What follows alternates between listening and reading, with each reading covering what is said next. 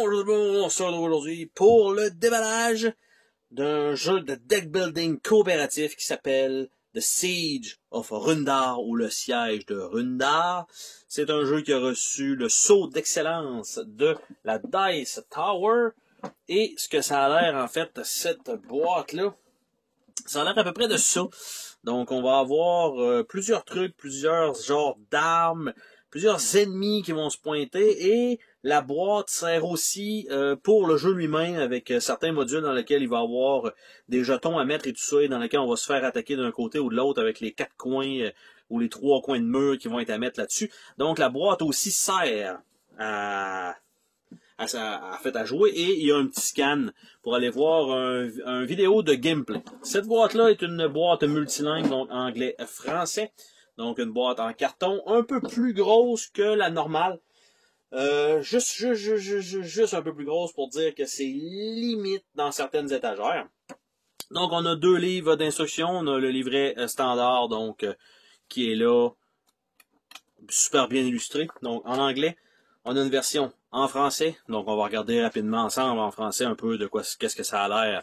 Tout ça. Donc on a quand même plusieurs trucs, la mise en place, déroulement de la partie, tour de jeu, beaucoup d'exemples, ce qui est quand même très cool. Dans ce temps-là, fin de tour, partie solo advenant le cas, quelques conseils. Donc on parle de 14 pages, ce qui est pas énorme. Après ça, on a la construction du bastion lui-même. On a, bon, advenant le cas, les chroniques et la difficulté qu'on a joué si on veut prendre des notes. OK. On a les feuilles de punch, donc la construction du plateau, évidemment, ça va aller comme dessus et en dessous. Donc, je m'attends à ce que de l'autre côté, il n'y a rien à part les chiffres, à savoir où est-ce que ça va aller. Donc, ça. Après ça, on a, bon, la feuille de punch avec une catapulte. On a les héros, probablement ici. On a par la suite une coupe de gobelins orques au travers de tout ça. On a probablement des ogres en haut. On a ici, je ne sais pas à quoi ça va servir, mais on a ça. Ici, on a une coupe de petits jetons avec quelques trucs dessus. De l'autre côté, on a des monstres. Et les monstres, eux, sont de dos. Donc les personnages sont de dos. C'est quand même très drôle. Donc ça, on a ça.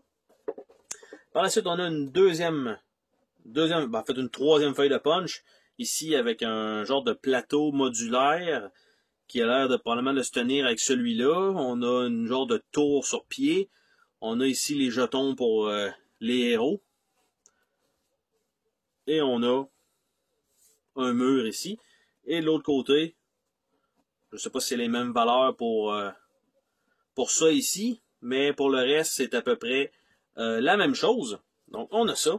Évidemment, là, le matériel, vu que la boîte a été brassée d'un côté et de l'autre, tout a foutu le camp. Donc, on a beaucoup de sacs vides fournis. Donc, ça, toujours bien. Un autre sac vide ici. On a ici des sacs avec des petites pierres en bois, comme ça.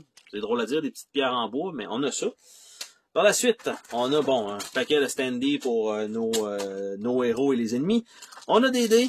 Donc, on a j'allais dire 2 types de dés, mais non, c'est le même dé. On a ce qui semble être probablement genre on va dire une blessure.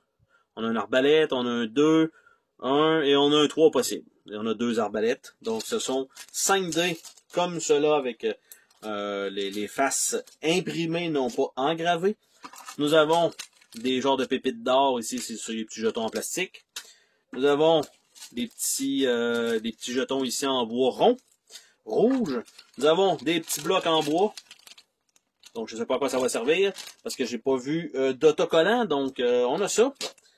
Par la suite, on a ici, qui est clairement du ruban. J'ai du ruban, OK. Après ça, j'ai les genres de petits lingots d'argent, peut-être. Ils ont une petite forme de lingot d'argent. Il y a des branches de bois, et non pas des billots de bois. On a ce qui est probablement des pots. On a un gros deck de cartes. On a un deck de cartes carrées qui va probablement, je vais dire, retourner là. Mais non. Contrairement à ce qu'on pensait voir en arrière, ici, c'est moulé et ça ne s'enlève pas. Donc, on a ça. Ah, les blocs de bois, ils vont aller ici, je pense. Et là, il y a peut-être quelque chose en dessous du tray, d'ailleurs. Rien du tout, mais c'est vous voyez à peu près l'épaisseur, c'est un bel endroit pour serrer le matériel, parce que juste comme ça, évidemment, ça va mal aller, mais comme ça va être bien efficace, puis je pense même, probablement, ça va être quasiment mieux de le mettre de ce côté-là dans la boîte, de le remplir, puis quand c'est rendu à jouer, ben juste de le prendre, puis de prendre cette section-là sans nécessairement avoir la boîte avec, malgré qu'il y a quand même le tour avec la porte, là. Mais c'est ça. Donc, ça va servir à ça.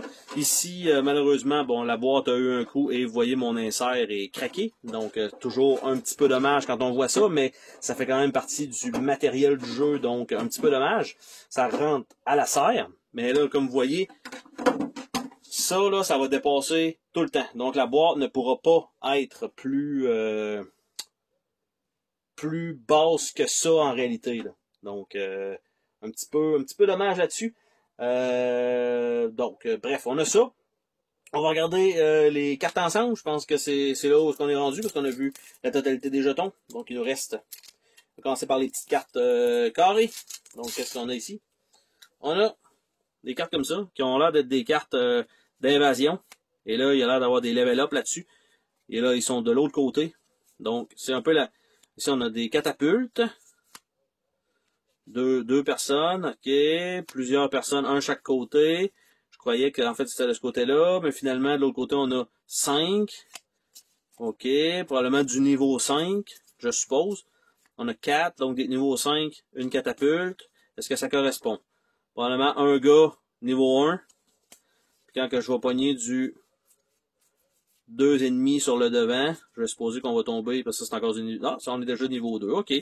J'avais dit probablement que quand on va avoir 2 gars, comme ça, on va être niveau 2, mais là, on tombe niveau 3. Donc, c'est ça, les petites cartes comme ça, donc rien d'exceptionnel là-dessus. Il nous reste les grosses cartes, parce que c'est quand même un deck building game, hein?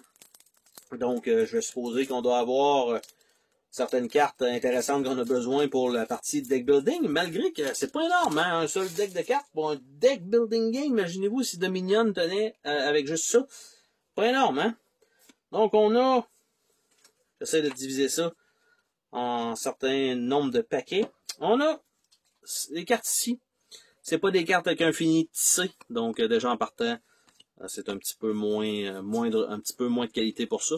Quand même une certaine épaisseur malgré tout. Donc, on a 5 cartes catapultes. Donc, 1, 2, 3, 4, 5. Et c'est tout. Donc, rien d'autre de spécial.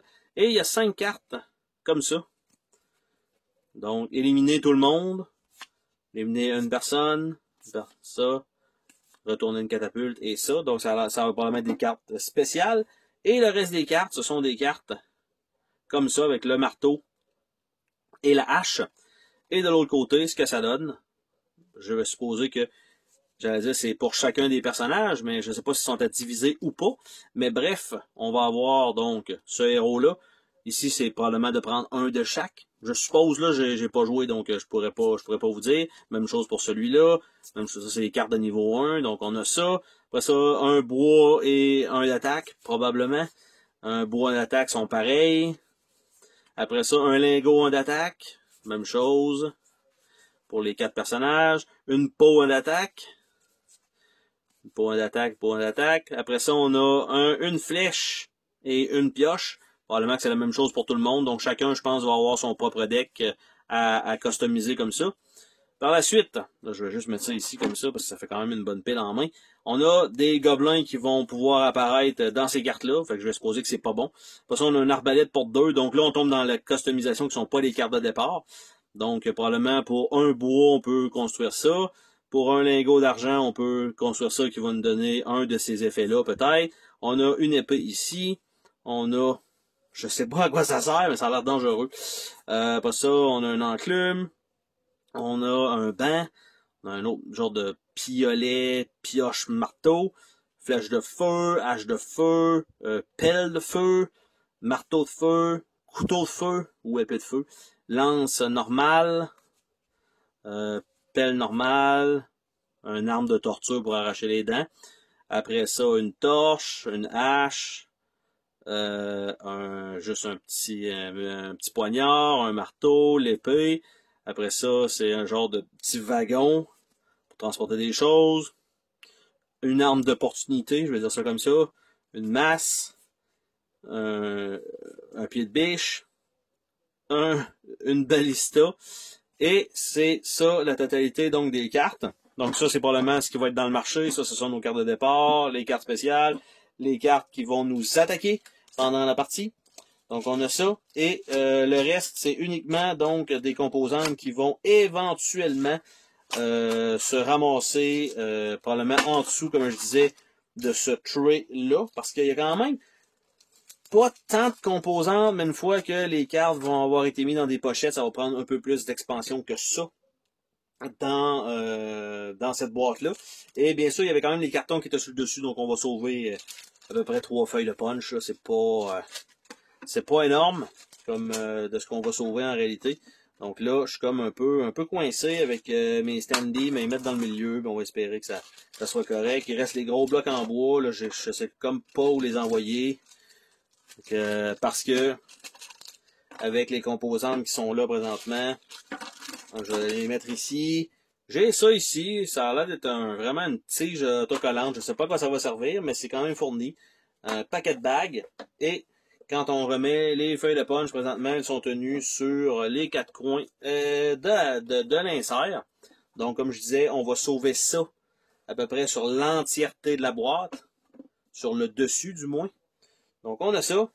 Et les livrets d'instruction.